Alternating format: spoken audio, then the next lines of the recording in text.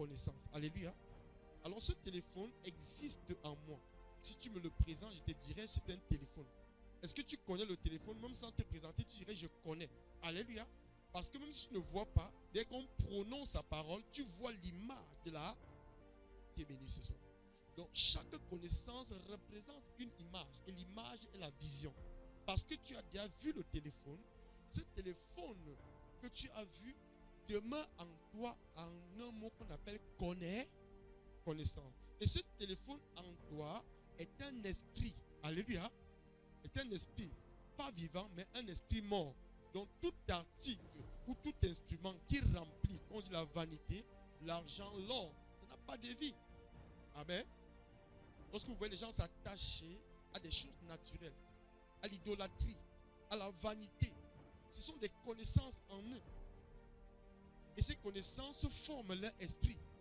Ce téléphone n'a pas des yeux. Si je m'attache à lui, je deviens lui. Mon esprit se forme lorsque je vois les choses. Alléluia. Mon esprit commence à faire quoi? À se former. Parce qu'il est vide. Il a besoin de voir des choses pour devenir. C'est pourquoi Dieu est caché.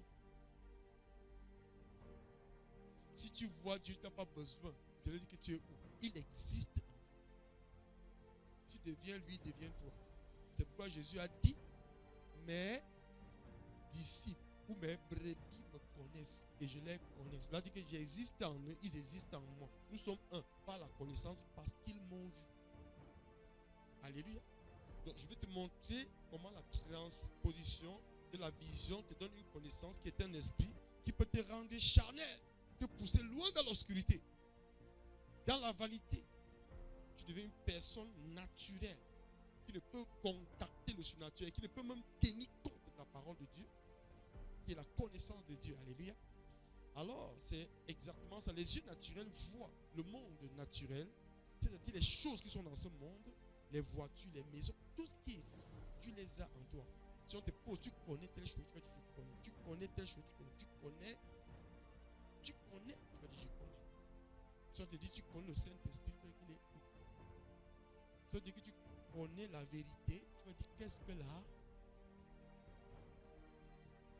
Alléluia. La vérité est une personne. C'est une personne, mais qui n'est pas de ce monde. Alors, ta connaissance qui est ton esprit ne peut pas le saisir parce qu'il n'est pas dans son environnement. Dans son environnement. Qui est béni ce soir. Ça sous-entend